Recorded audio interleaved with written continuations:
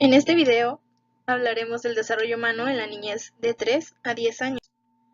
El desarrollo humano es el estudio científico de los procesos de cambio y estabilidad que se presenta desde el momento de la concepción y a lo largo del ciclo vital humano.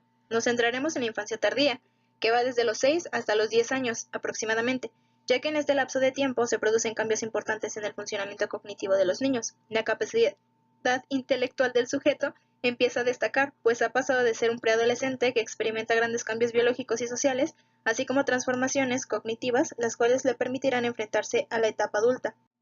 Para comenzar a entender el desarrollo humano en la niñez, tenemos que entender qué es un cambio y qué es un dominio. Los cambios son procesos o renovaciones que surgen a lo largo del ciclo vital de una persona. Por el contrario, los dominios es todo aquello que abarca los cambios, sin embargo, se utilizan y se clasifican de diferentes maneras. Cambios cualitativos o cuantitativos presentados en la niñez, así como dominios. Durante la trayectoria escolar del infante se da el desarrollo de la percepción en el primer año escolar. Es un cambio cualitativo y se da gracias al entendimiento de su entorno. Comienza a diferenciar y analizar las cosas mediante procesos graduales. Todo esto se ve reforzado mediante la educación formal. El desarrollo de la atención se da en el segundo y tercer año escolar del infante. Es cualitativo y el infante comienza a meditar y analizar las cosas con más profundidad. Es capaz de resolver sistemas complejos de problemas mediante organizaciones que el mismo infante buscó y formó gracias a las enseñanzas de sus maestros. Desarrolla también la habilidad de concentrarse en cosas en específico, como los problemas o ejercicios que le pone el maestro, materias en específico u otras variantes. También podemos destacar que depende en su totalidad de la enseñanza formal de la educación. El desarrollo de la memoria también está ligado estrechamente con la trayectoria escolar del infante. Es cuando el infante comienza a desarrollar habilidades para recordar cosas. Un método sencillo sería el de repetir las cosas. Es cualitativo y se forma a través de las enseñanzas del mismo profesor. El infante comienza a desarrollar habilidades diferentes para recordar, como métodos y organizaciones. El desarrollo de la imaginación también está estrechamente ligado con la trayectoria escolar del infante, gracias a las experiencias y enseñanzas que se le dan a este. Él desarrolla una habilidad de poder imaginarse y diseñar cosas en el vacío, así como percepciones de la realidad diferentes o moldeables a su gusto. Es un cambio cualitativo y aprende a relacionar las formas y cosas mediante sus pensamientos o ideas. Por último, el desarrollo del pensamiento se da gracias a la estadía en la trayectoria escolar del infante. Es cuando comienza a ser más racional y pensativo sobre su universo y su estadía en el mismo. Es cualitativo. Es cuando comienza a juzgar y a razonar más las cosas mediante procesos metódicos como el de analizarlas, observarlas, etc. Comienza a relacionar y a comparar las ideas, las conecta y recuerda las cosas para concluir en otras más complejas. Se desarrolla con las enseñanzas del maestro gracias a la trayectoria escolar. Está estrechamente ligada con las experiencias del infante y mientras se desarrolla o va creciendo, el infante comienza a desarrollar consigo un pensamiento y raciocinio más complejo. Para continuar con los cambios y dominios, en esta ocasión abordaremos los dominios sociales y morales. Algunos de los cambios que se presentan en lo social son las relaciones con los demás niños, así como las relaciones de amistad, y recordando que los niños están moldeados por la sociedad. Otra característica puede ser que se comienzan a expresar de diferentes maneras. El moral lo abordaremos desde el egocentrismo, así como la percepción, recordando que los niños no pueden hacer juicios morales, así como que obedecen las reglas de los demás para evitar un castigo y se centran en el tamaño de la mentira. Otra característica es que comienzan a asumir el papel e intentar complacer a las personas. La primera característica que abordaremos son las relaciones que los niños tienen con los demás niños. Hay que recordar que la mayoría de las características que vamos a encontrar aquí son de cambios cualitativos. Una vez aclarado esto, hay que comenzar diciendo que en las relaciones con los demás niños, estos necesitan la aceptación de otros niños de su misma edad para poder tener una relación afectiva. Comienzan a tener conductas de cooperación con estos niños para poder relacionarse con ellos y poder tener o poder pertenecer a algún grupo de amigos. Sin embargo, llegan a haber momentos donde los niños se pelean y normalmente es por objetos materiales. En las relaciones de amistad, que es el segundo concepto que abordaremos, nos damos cuenta que la amistad se basa en la similitud de gustos que un niño tiene con otro. Es decir, comienzan a compartir cosas que a ambos les gustan. En este caso podría ser juguetes. Y al tener una similitud de gustos, juegan juntos. También hay que destacar que las acciones que los niños hacen coinciden con lo que desean. Una persona que no hace o hace algo que a ti te desagrada, no es bienvenida en tu ciclo o en tu relación con tus amigos. Y también comienza, como ya lo habíamos mencionado, una cooperación con tus amigos. La tercera característica sobre lo social, básicamente es que los niños están moldeados por la misma sociedad, es decir, siguen estándares de comportamiento, así como reglas para poder pertenecer a este grupo. Sin embargo, las reglas dependen mucho de los roles de género. Un claro ejemplo es cuando una niña se pone alguna falda o algún vestido. Esta no puede simplemente sentarse como ella se le plazca la gana, porque para la sociedad está mal visto que una niña se siente así, por lo cual tiene que comenzar a tener regaños de su madre, la cual le dice que se tiene que sentar correctamente y tiene que cruzar las piernas en dado caso. Sin embargo, los niños no tienen que pasar por esta necesidad, ya que ellos no ocupan esta serie de vestimenta.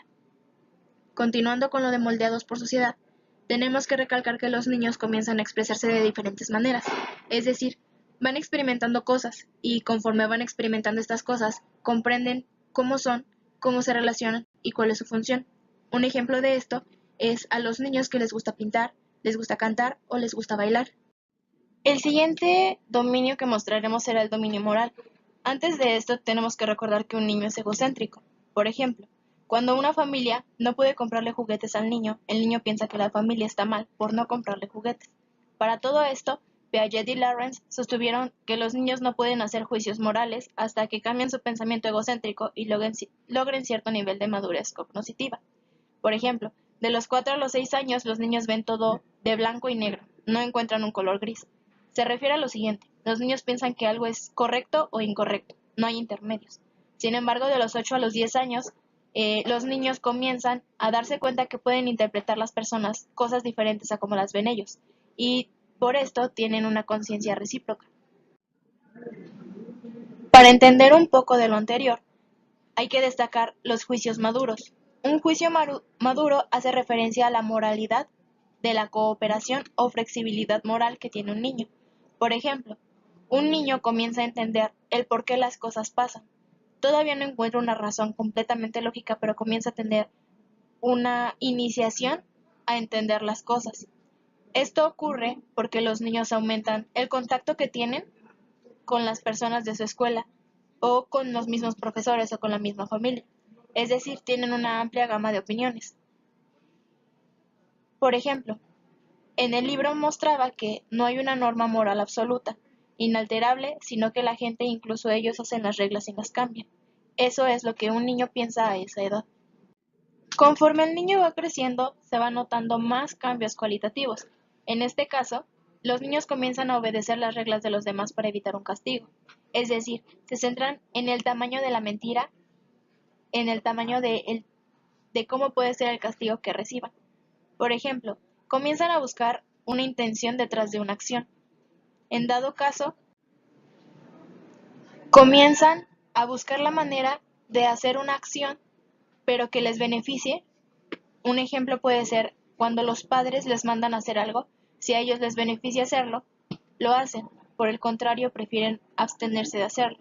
Así como que creen que el castigo deberá ser proporcional al crimen, o mejor dicho, a la travesura que hayan realizado.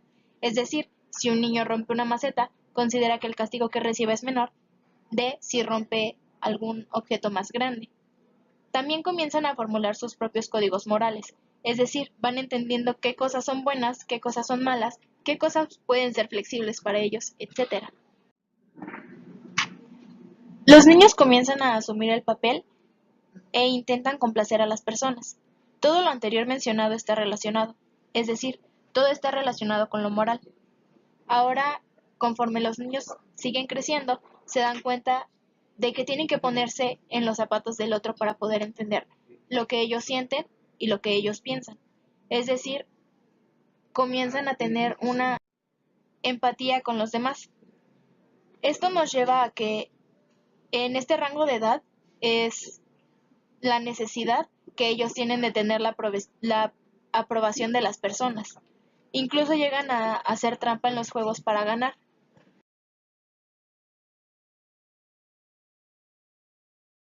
Factores que influyen en el desarrollo. Los factores sociales. La condición socioeconómica depende mucho del lugar en el que vive el niño y obviamente pues influye esto en su desarrollo. Si vive en una zona altamente de delincuencia, este niño creerá que esto que ve a diario como robos, drogadicciones, peleas de borrachos, pues es algo muy normal y que puede y debe copiar y realizar en un futuro no muy lejano, lo que creará una gran dificultad para que este niño se relacione frente a la sociedad y que pueda ser un miembro destacado y hábil de esta sociedad. Y ahora la economía de su familia pues también depende mucho, ya que este niño pensará que, por ejemplo, si su familia no es de altos recursos, creerá que pues no es digno de tener cosas que otros niños que sí pueden, bueno, que sus padres sí pueden pagar las cosas que él quiere o que los mismos que le pueden dar, pues este niño creerá que pues no es suficiente y se sentirá algo insuficiente y no podrá seguir con una buena relación frente a sus compañeros de clase. La religión. Hemos visto que todos estamos muy influenciados por la religión en la que nuestros padres están, ya que cada momento en el que pasamos de la niñez prácticamente nos hablan de religión. Y, por ejemplo, si tú le dices a tu abuelita, oye, no existe Dios, pues se enoja mucho contigo y obviamente te abofetea. Eso es algo que no crees cuando eres niño porque estás acostumbrado a que Dios existe, a que hay una religión, a que todo es para Dios y que esto va cambiando conforme vas aprendiendo diferentes cosas y vas creciendo. La familia. Conforme vas creciendo, pues también crece tu familia, en tanto a edad como a miembros. Así que cuando un niño va aprendiendo cosas de sus padres, por ejemplo, que su padre le enseña por ejemplo, a atarse las agujetas, eso es algo que influye dentro de él porque cree que este cariño esta atención y cariño que le implementan sus padres a él, pues es algo que es beneficioso sobre él porque él cree que es valioso para esta familia. Y de lo contrario, si no le dan una atención o un apoyo, digamos, este niño pues obviamente se va a sentir algo insuficiente para su familia. El género. La educación es muy diferente en cuanto hablamos de mujeres a hombres. Obviamente asisten a las mismas escuelas, pero enseñan a las mujeres a ser mujeres y a los hombres a ser hombres, creyendo que las mujeres no pueden hacer cosas que los hombres pueden hacer o que deben hacer. Factores cognitivos. El tipo de educación recibida para un niño es muy diferente conforme al país en el que viven y esto influye mucho en cómo el niño puede ver la ciencia. Obviamente estamos hablando de pues de niños pequeños de 3 a 10 años que pues no entienden mucho, pero a fin de cuentas va a influir mucho en lo que estos niños van a querer aprender en un futuro. Si este niño tiene una educación formal y de calidad y laica, pues este niño va a creer diferentes cosas. Tal vez no de momento va a ser tan perceptible porque pues, siguen siendo niños, pero en la adolescencia sí se va a ver esta gran presión que fue lo que influyó digamos, en la escuela primaria, que va a creer diferentes cosas este niño. La influencia de padres y maestros. Los padres pueden decirle a un niño, oye, esto está muy bien, enfócate en esto. O incluso hay veces en las que desde niños un padre está obsesionado que su hijo sea médico o que cumpla los sueños que este padre nunca pudo realizar. Entonces estos niños pues dicen, no, pues yo tengo que ser a fuerzas médico o tengo que ser a fuerzas abogado. Entonces pues estos niños dicen, no, todo lo demás está mal menos lo que me dice mi padre. Los maestros pues también pueden influir mucho, pero de una forma un tanto diferente conforme a los padres del ejemplo anterior. Puede que los maestros sirvan como una guía o, bueno, sí, una guía para que este niño se quiera ser, por ejemplo, un maestro. Si este niño ve que su maestro de ciencias naturales es muy bueno, que le gusta mucho cómo enseña, no deja tarea, en fin, le gusta mucho su clase, ese niño puede decir, lo mío es ser maestro. Entonces esto pues obviamente se ve muy influenciado. Eso lo podemos ver, el ejemplo de los maestros en un futuro más lejano en la adolescencia, que pueden influir como guías de educación. Esto hace que pues los niños, bueno, más bien los adolescentes en este ejemplo, que puedan llegar a ser algo más en específico relacionado con sus maestros. Pero también se habla mucho de que los niños tratan de imitar a sus adultos. Las experiencias sociales fuera del entorno inmediato. Esto lo hablamos, por ejemplo, a los niños que pueden llegar a conocer, no sé, en el parque, en, en lugares que pues normalmente no están, que visitan por casualidad. Sabemos que los niños son muy sociales y que en lugares a donde van juegan. Entonces, en estos lugares pueden conocer a los padres de los niños nuevos que conocen y que estos pues les den un ejemplo nada sano para esto y que a fin de cuentas podría llegar a influir mucho en lo que estos niños creen. También aquí hablamos sobre el Internet. La facilidad que tienen los niños para acceder a Internet, pues muy, muy sencilla.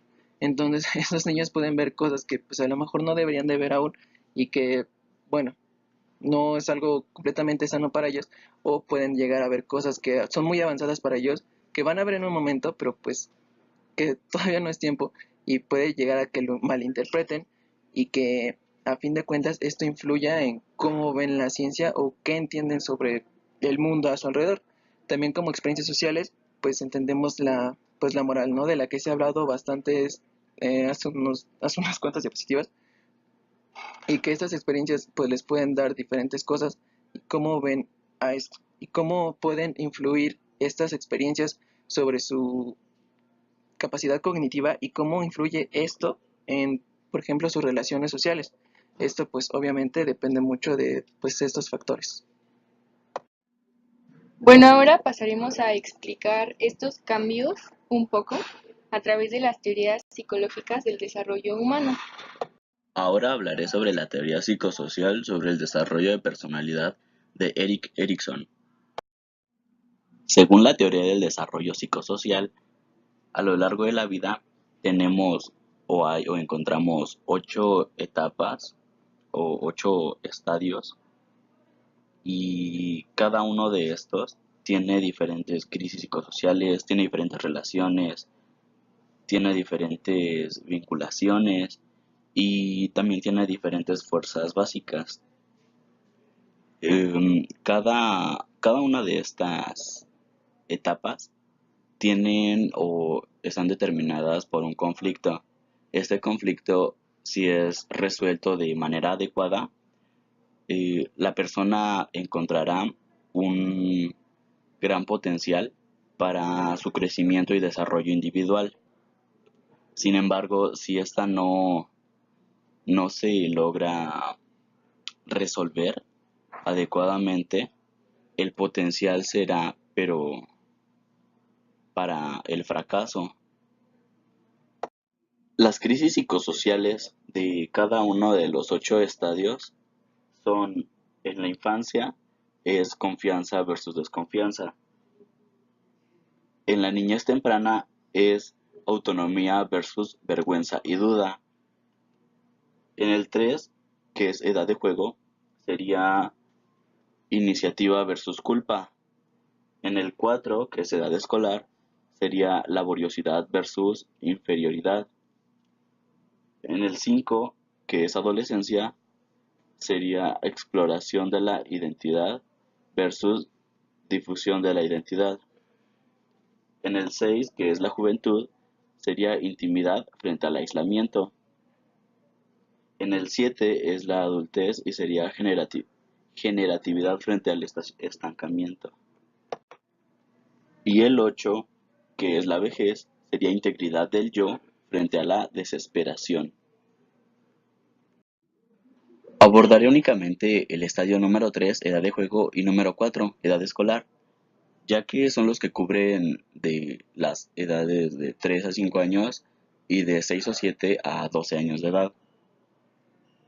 La crisis número 3, que es iniciativa versus culpa, es un conflicto entre el impulso de formar y llevar a cabo metas y sus juicios morales de lo que se quiere hacer. Su relación es con la familia básica y sus vinculaciones son dramáticas e ideales.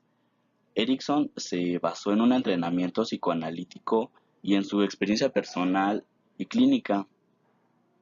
Lo que se busca en esta etapa es que los niños encuentren un balance sano, como dejarlos hacer cosas por ellos mismos, pero deben, deben ir guiándolos y establecer límites firmes.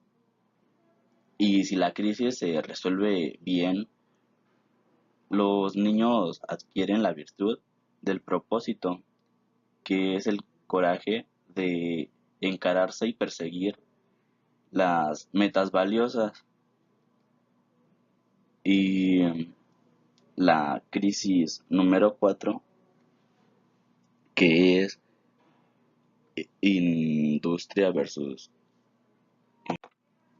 o inferioridad, es mm,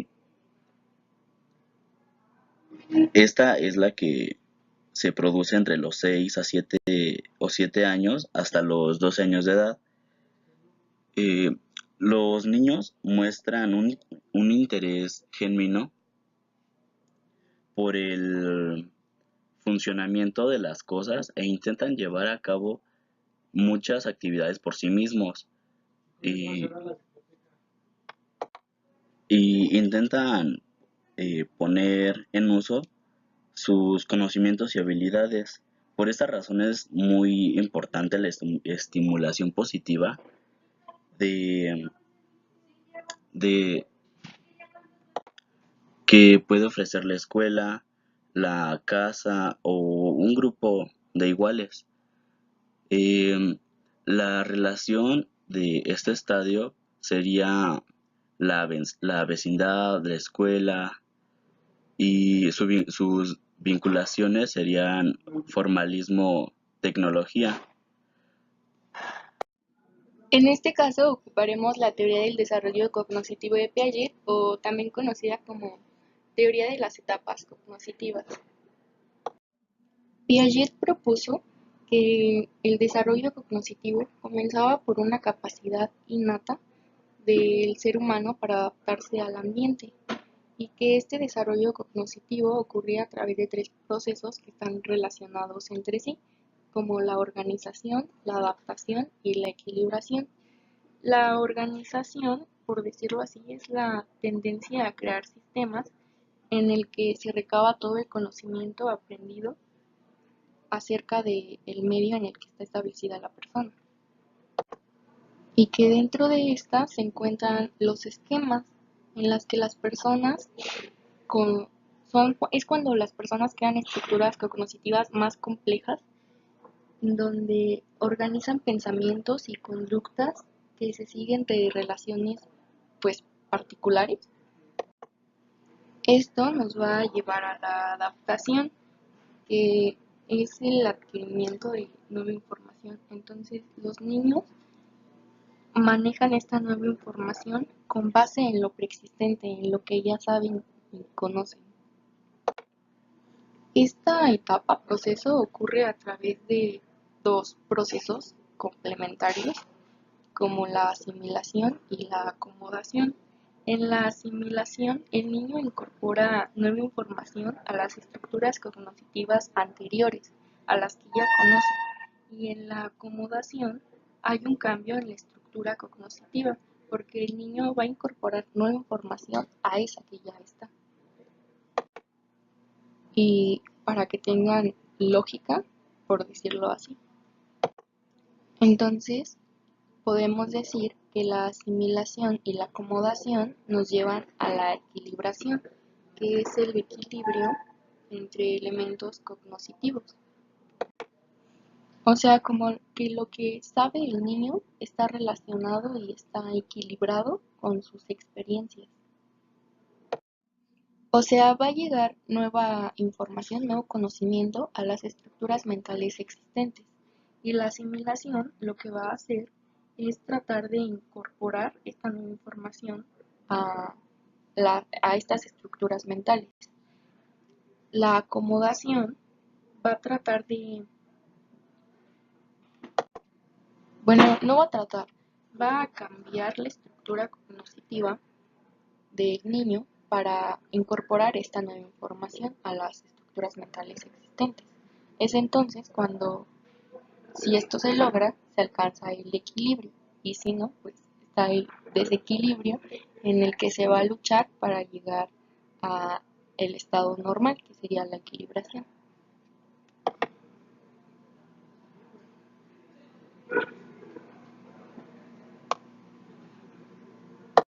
En la teoría del desarrollo cognitivo de Jean Piaget, este considera a los niños como agentes activos de su propio desarrollo, tanto como se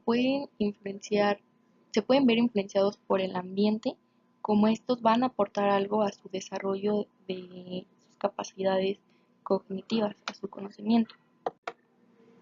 A medida de que los niños adquieren experiencias, sus estructuras cognitivas, mentales, se van haciendo más complejas a lo largo del tiempo y a lo largo de que va creciendo el niño por la maduración biológica. Piaget lo dividía en una serie de etapas. La primera es la sensoriomotora o sensoriomotriz, que abarca desde que nace el niño hasta los 2 años aproximadamente. La otra es la preoperacional, que va de los 2 a los 7 o 6 años aproximadamente, las operaciones concretas de los 7 a los 12 y las operaciones formales de los 12 años hasta la adultez. Podemos explicar cómo evolucionan nuestras capacidades mentales a través de una serie de etapas. Nosotros nos centramos en la de operaciones concretas porque abarcamos el tema de la infancia tardía, que va de los 6 a los 10 años aproximadamente. Entonces voy a describir muy brevemente en qué consiste cada una. La primera es la sensoriomotriz, en la que el niño tiene la obtención de conocimiento a través de una interacción física.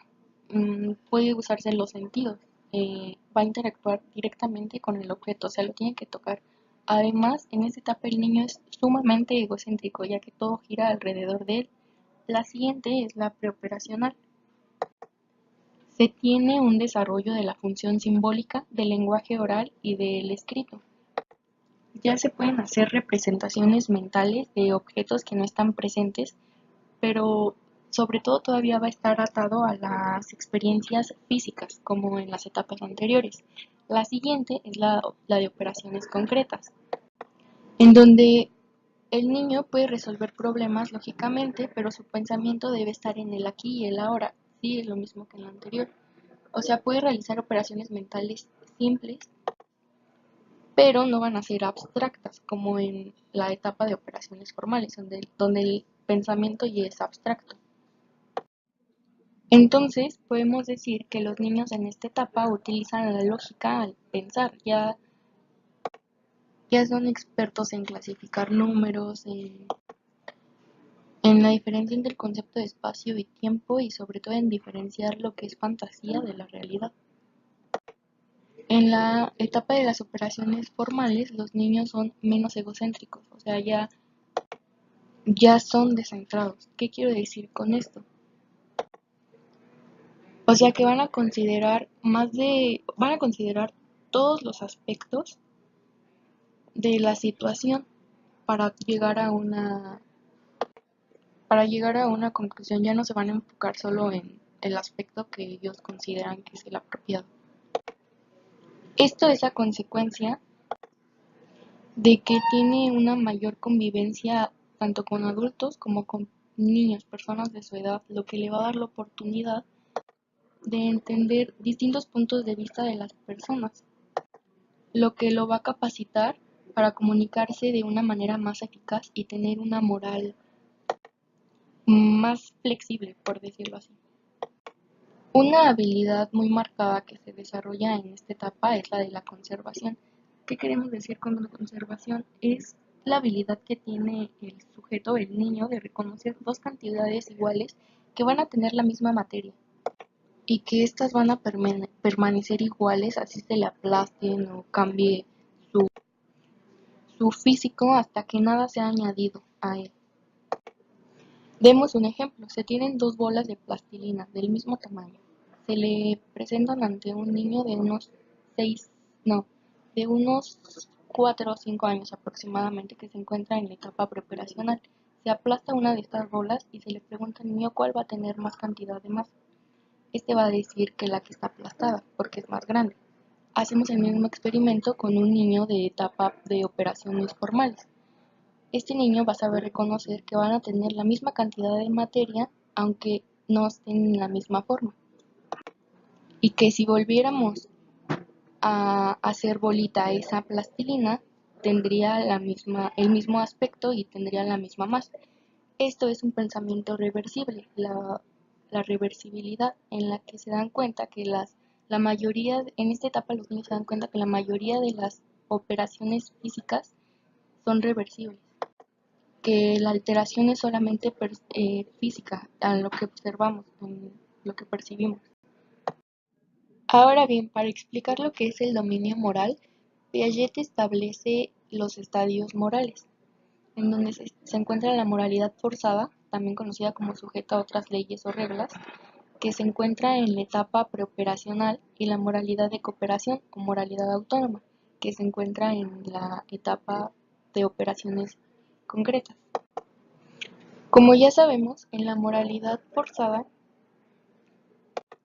el niño es egocéntrico. Esto quiere decir que nada más va a distinguir entre dos aspectos, o va a ser bueno o va a ser malo, no va a haber un intermedio. Y en la etapa que nos interesa, que es la de operaciones concretas, está la moralidad autónoma, en la que el niño va a ser, al ser menos egocéntrico, va a ser consciente de que no hay una norma moral absoluta, sino que va a buscar la intención detrás de una acción y va a tratar de que el castigo sea proporcional al crimen. Los niños van a formular sus propios códigos morales, debido a que saben de que no hay una norma moral absoluta, pueden cambiar las reglas y hacerlas. Aquí los niños van a tomar un juicio maduro, o sea, van a tomar en cuenta la intención del acto, no van a juzgar tan determinadamente como si es bueno o malo. Para concluir, el desarrollo del infante es moldeado por diversos factores, comenzando por la sociedad, la familia y la educación, pero sobre todo por la educación formal y los cambios que ésta trae consigo al relacionarse socialmente. El desarrollo cognitivo se da a través de la maduración biológica y llega a ser más complejo a medida que los niños adquieren experiencia conforme van creciendo. En esta etapa, la infancia tardía, es donde más cambios se muestran al tener variación considerable de edad. Sin embargo, hay que recalcar que estos cambios se presentan dentro de un rango de edad aproximado y siempre pueden variar.